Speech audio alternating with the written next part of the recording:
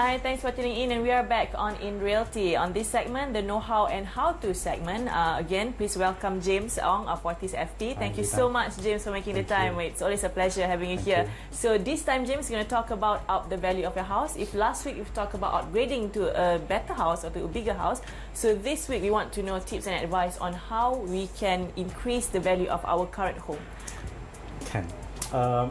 Most of the objective of up value the price of a home is to be able to put the property in the market, to be able to command a certain higher price. So when you sell the property, you'll be able to get a better return, minus your cost, you get profitability. In upgrading of property or up value, it's always there's a rule of thumb. Number one is aesthetics, what people can see. Number two is functionality. So for example, for aesthetics is that if you have, let's say have a property, number one, from the front of the gate till the house side, whatever it is, it looks good. So in other words, the gate itself must be painted, the walls, no cracks, everything must be cleaned up. It's how you basically upgrade the house, whatever. But there are some people, what they do is they spend a little bit of money to take out some of the old material and put it in to make it look good and make it more current. And on the other thing is actually functionality. Many years ago, the internal part of a house, normally people don't have kitchen furnishings or whatever. Lately, most houses or any new property, there's always a more or less a full kitchen in it. So functionalities, people are looking when they buy a property, after they step in, they look around the property, they walk into the kitchen. And I want to tell you, Lina, women is always a big decision maker in buying homes. Exactly. Any man that takes the wife along, they look in the kitchen, and the women always have the last say. So if the kitchen is upgraded, the cabinets doesn't look old, the smell, whatever it is. So it's good sometimes to put some money into this functionality. Of course, if the property is has a bit of extra space, swimming pools is actually a recommended item. You know, you put in a swimming pool, it adds value to it. Because a bungalow without a swimming pool and a bungalow with a swimming pool, or a corner lot house with a swimming pool makes a lot of difference. Then the rest is very much like, say, make sure the house does not have any what we call negative features, like roof leaking or whatever it is that can be visible. So if you do it, the valuation comes whatever it is. You always tell the valuer, my house is not normal. I've really put in, I've cleaned up the place. You look at the marble, it's been polished, all this. This will indirectly differentiate your property, and you'll be able to command a higher value. So financial banks and valuation, they take in consideration this property. How your property looks different a bit. Of course, on the other hand, if a property is not maintained, people look at it, people want a better discount. That's the reason why property that is in a bad situation or in a very bad condition, they always been offered a discount to the market rate. And having said that, would it be possible for one to increase the price of their house, but at the same time being cost effective with their renovation and redecorating and stuff? It is possible, because there is one factor that we have to look in is actually not within the control of the owner, it's demand. Sometimes certain properties in certain area, they are in demand. So it's easier to push the price up. We just do a little bit, the price up goes a little bit. But if it is not in a major area where everybody wants the property, then you have to put a lot of effort into it. But I said there is no right rule. I mean, you may put something into the house. If the buyer comes in, loves it, will not offer so much. But if a person comes in and see the thing, that's why one of the recommendation is to always be generalized, be neutral. You may like red color curtain, but generally a lot of people may want a cream color curtain. So this is the reason why you put in something neutral and you do your best. And like I said, end of the day, if you find a person who loves your home, you can always tell them anything you want or don't want, will let me know. I'll make sure I will be able to do it for you.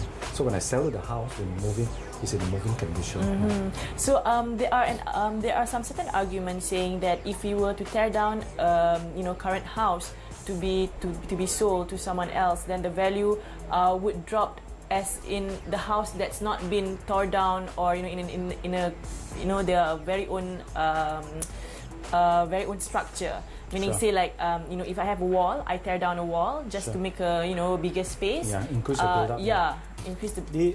There are a lot of properties. Sometimes when people buy, Lina, is that it is not the property that's worth the money. It is the land. So sometimes there are people who buy a property, a land with a property. And the day when they buy the property, they tear down the property, they build something. But of course, on the other hand, it's like what you say is that there are people who will actually modify the house. they find that if my house width is 40 feet, but my house suddenly becomes 60 feet, I increase the build-up. So a lot of valuation of property is based on two main calculations. One is the land area for landed property, yeah, and the other one is called a build-up. So build-up, let's say originally you have like 4 rooms, now you have 6 rooms, you know. Then you add in other things like extra powder room. Yes, it is possible when you tear down a certain wall, you extend it with all the paperwork, you submit to the council and do the renovation. Yes, it will increase the value. Because when people look in, let's say for myself, a family, let's say with 4 children and 1 housekeeper, 4 rooms is not sufficient. Yeah. So what about the non-landed houses? You know, the houses that's about maximum of 1,200 square feet. Yeah. What can they do to increase the value of their house? Obviously, they can't do much renovation because it's restricted to some certain restrictions. Yeah. So for property like a terrace house, or even the condominium apartment, there's nothing much. Yeah. Because the borders is always fixed. You don't have a specific extra. If you open the door, that is a common area. So whatever you can do is only within the property itself. But anyway, for most of the things you put inside the property, you may not be able to get 1 ringgit back for 1 ringgit. Because something you put in, let's say you put in a kitchen for $10,000. When the buyer comes in, the buyer will never pay for 10,000 ringgit of kitchen because the kitchen is based on your needs, not the buyer's needs. So you can see that there's some restriction. That I've said again, condominium, fixed mass production properties, the price range is always more or less within a gap. It doesn't fluctuate so much. Okay. So what are the general do's and don'ts for a person like me to increase the value of my house? But then again, would like to maintain, you know, some cost efficient or effective. So if you have your house existingly, if you're going to sell it, whatever, you just touch up, get the best value for it. Get somebody to represent you, do the best value for it. Means sell it, make money, then upgrade to a better house. But if you find that you want to just keep it as it is and you don't want to spend the money, you can. You just have to find the right people to actually buy the property and you get the cash out. Basically, you cash out, you get this amount of money, then you move on.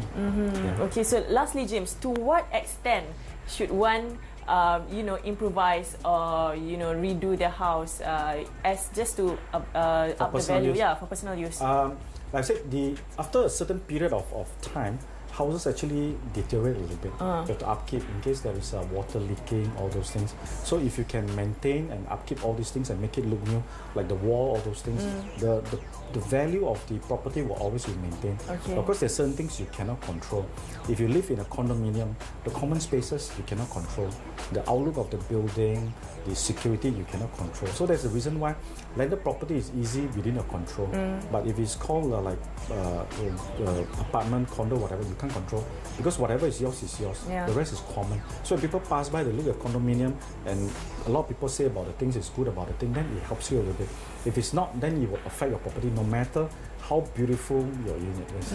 So sometimes you have to make decision, is it worth putting the money to get the money back, 1 ringgit for 1 ringgit. Normally you want to put in 1 ringgit to get back 120. But if you put 1 ringgit in and get it 80 cents, then I think enough. You just stay on, time comes, improve, upgrade, bigger property. Yes, there will always be time for us to have an improved life. Yeah. Thank you so much, James, for your time. I hope to see you again next time. Will do. All right. So that's all the time we have for In Realty. I'll see you again next week.